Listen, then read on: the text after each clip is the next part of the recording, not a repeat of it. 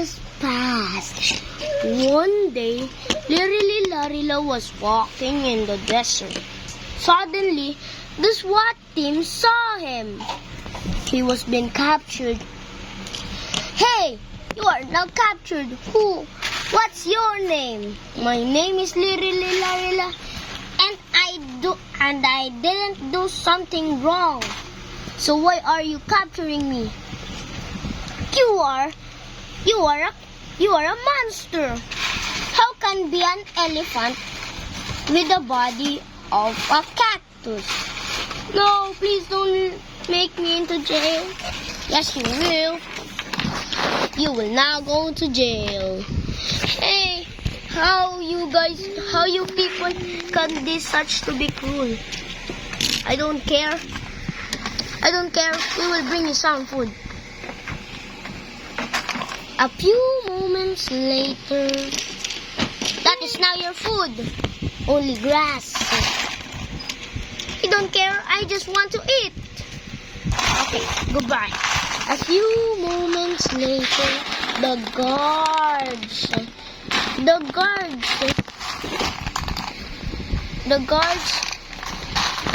go over to their camp.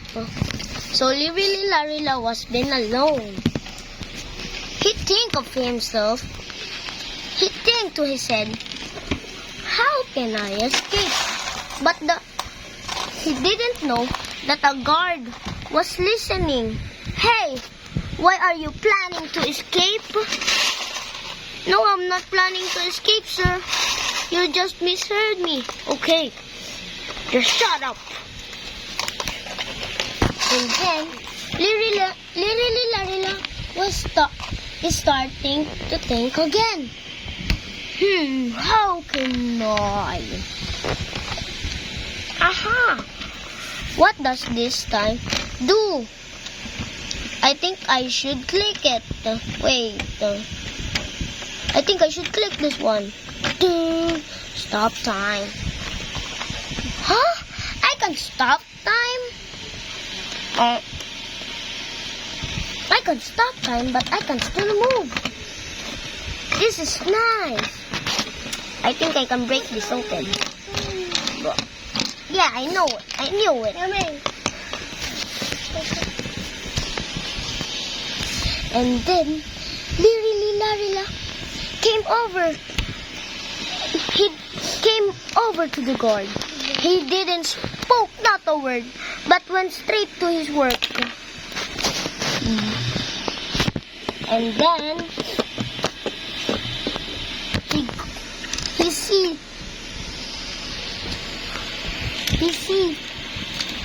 he saw that the guards were rallying because for their freedom. Larila said, I think I shouldn't go there. Okay. A few moments later,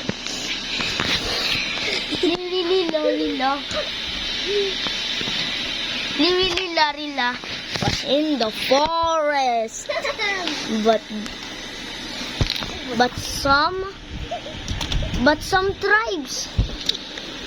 some tribes want to eat him. He fought for his life. He stepped on the tribal prison. A few moments later, the tribeman is dead. He said, that is what you get for messing with me. Get out. A few moments later,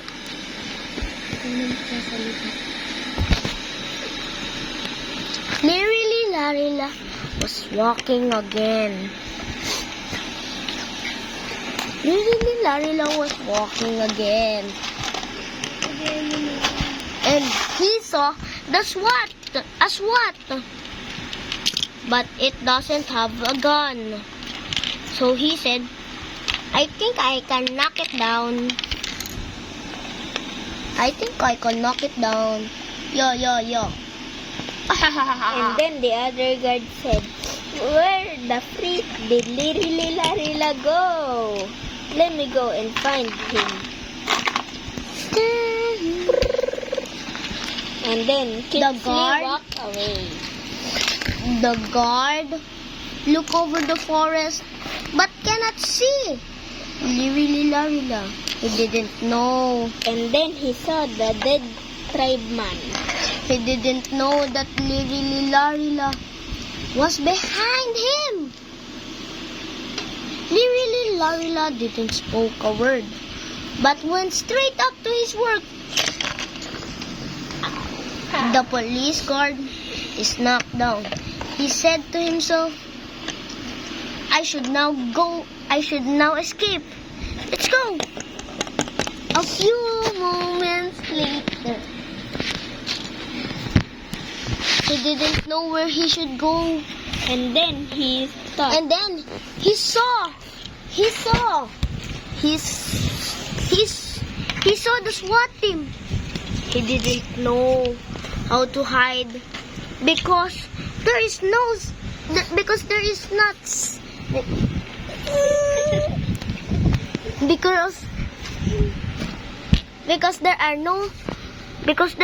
objects around him so that he can cover. The SWAT team saw him, and Lirila click again his clock. Dunk. The SWAT team didn't move, and then he realized again, oh, I have superpowers. I can stop time. Let's go. He spoke a plenty of words. But went straight up to his work. He stepped on the sleeping guard. And then in a twinkling, we heard on the roof the helicopter bounding on each little hoof. The helicopter dropped some guards. But some guards didn't have some weapons. The guard that doesn't have a weapon was super confused. Wait, where's my weapon? I can't catch Lirila without a weapon. His spikes stings me. I need to have some gloves. I need to have some gloves over it. A few moments later, the guard was sent to the hospital because of the venomous stings on Lirila's spike. The doctor said, you should lay in bed. You should sleep now and rest. Okay, doctor. And I will stay behind. And I will stay with you.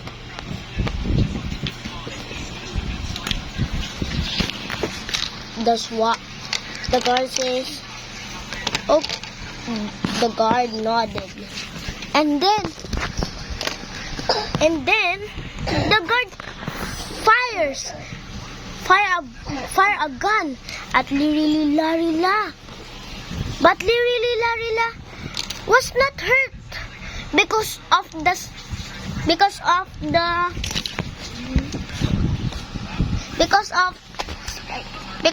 spikes over Lirilila's body.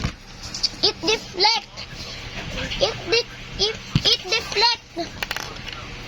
deflect the bullets. And do you know where the bullets go? It went straight to to them. The other guard died, but the policeman stayed because he have a riot shield and super scared. Lirila, stop time again. Stop time again and run away. A few moments later, Lirila saw the abandoned car. He didn't know where it should go. So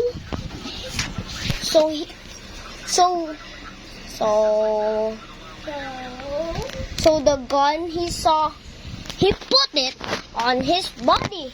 Do you know how? Because he have some little spikes, and he brush it off and have the gun on it. And this is what he looks like now. He said, I could now fight. I will fight for the end of my life. But then a sudden spikes appeared up. He didn't know where it go. He didn't know where it comes from, but ate a lot of them.